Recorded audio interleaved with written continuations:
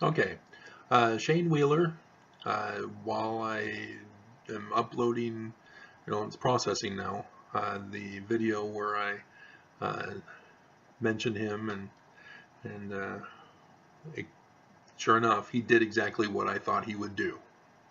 And so, because I'm speaking to a Mormon audience, Mormons need a little education on what victim blaming is.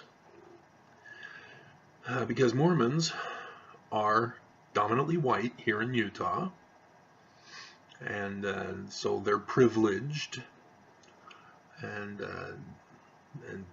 so there's a little bit of confusion about what victim blaming is. When you're a victim, your rights to life, liberty, and property are denied. Now, Mormons, Utah is dominated by the church. Mormons are not victims in Utah. I don't think you understand that. And so, if you go against the church, you get victimized by the church. So, if you want to leave, what does everybody do? They attack you. They call you apostate. They call you lost. They call you fallen. They call you mentally ill. They say things like Shane did that are insulting. And Mormons don't see it because they believe they're in the right. Because people who are victim blamers,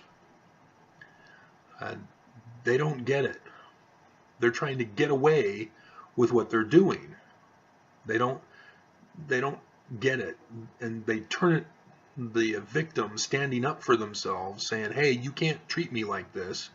Then all of a sudden, Mormons say, I'm now the victim. You're trying to take away my rights. No, you don't get it, Mormons. Verbal abuse is not a right.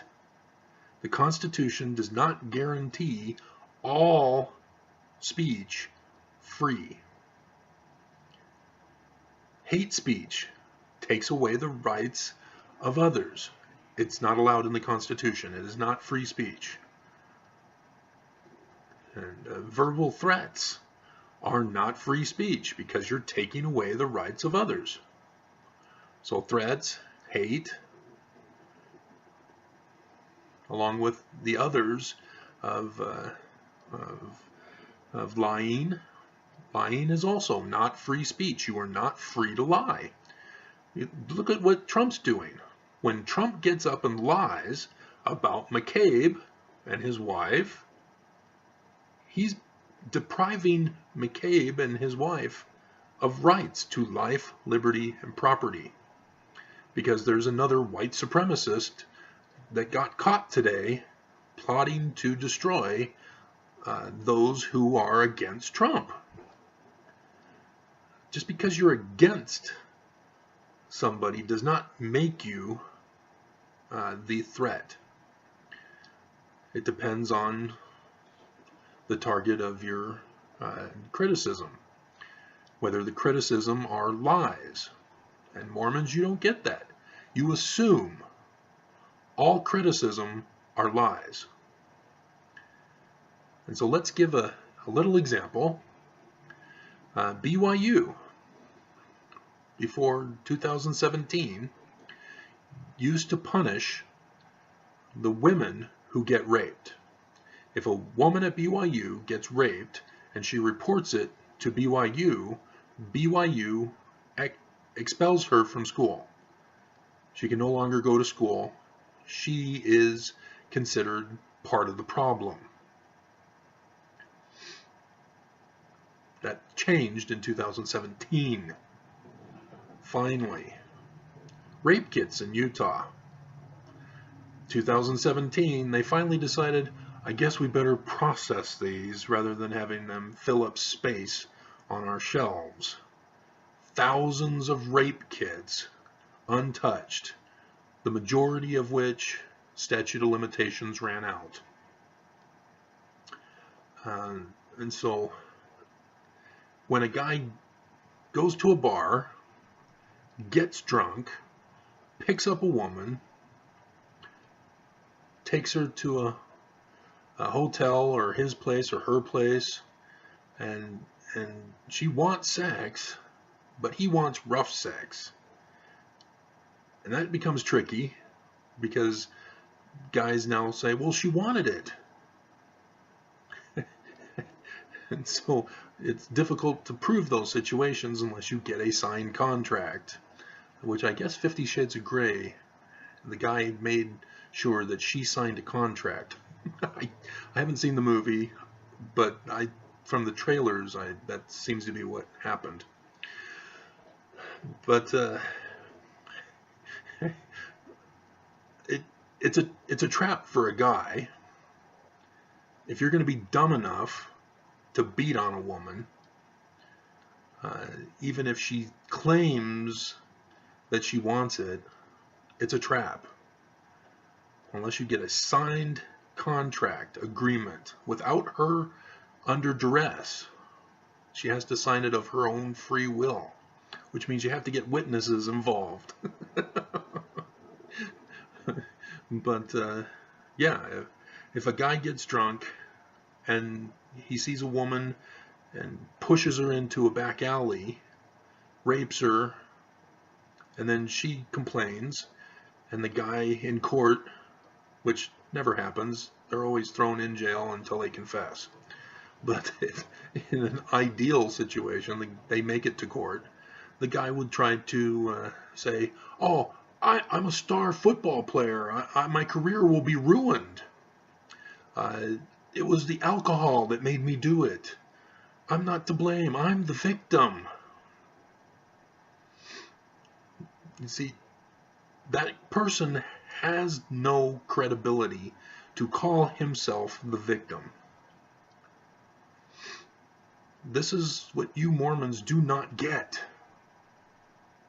And you still don't, even though you reversed the BYU thing, and Utah reversed, I guess we have to process these, as if it's some kind of a burden for them.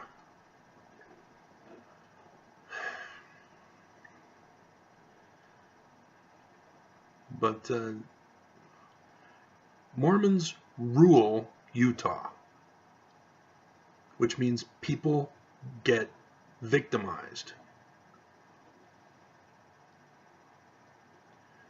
See, people don't just come to Utah to attack the church. It doesn't happen.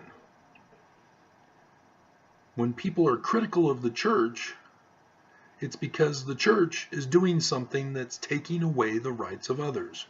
For example, Proposition 2, medical marijuana. Utahns voted for it, even though the church came out before and advertised, hey, vote no. People voted for it. The church then went to the state legislature, bypassing the vote and will of the people, and said, change it.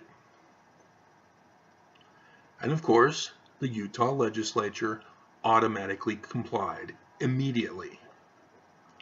That's abuse. Who are the victims in this case? Those who need medical marijuana, who have seizures. That's the primary people that need medical marijuana, are those who have seizures. And the church is victimizing those who are already vulnerable and at a disadvantage. And so when people criticize the church for this, Mormons, you can't call that an attack on the church and your rights as a religion or a religious people. You don't get that privilege. All of my videos are not attacks on the church. They're counter attacks on the church. That's what you don't get. Those of you who are putting thumbs down, you don't get it.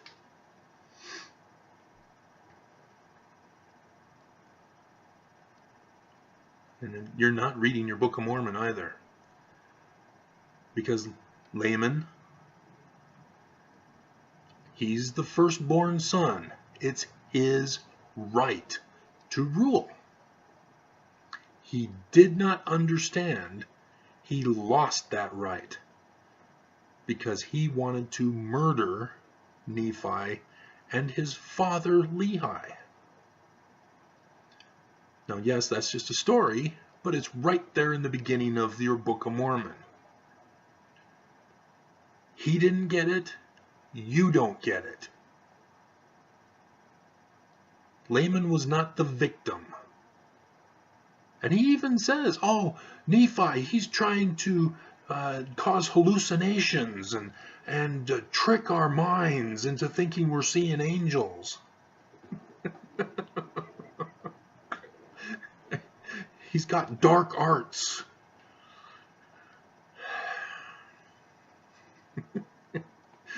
You see what happens?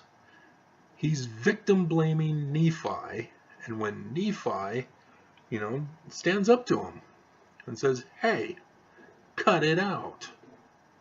House of Israel was wicked and went against Moses. Doing all those types of arguments with each other. So, yeah, Laman was not the victim. When Laman said, oh, you speak hard things, and then Nephi says, yeah, I speak hard things against those who are guilty.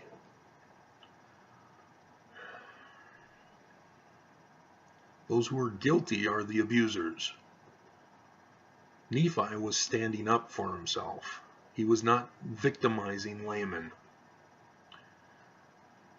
And so, yeah, apparently, like I'm theorizing, the Mormons who are still in the church are in on the secret conspiracy plot handed down from their forefathers, from Brigham Young and Kimball and the gang.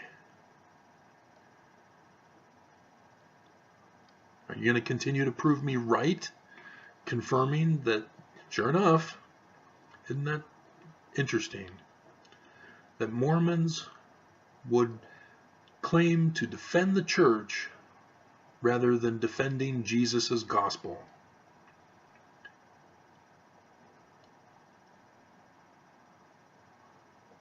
So that's a little thing for victim blaming. We'll end it here because it's bedtime and my video is finished. And so, yeah, keep the topics on topic, guys. Stephen.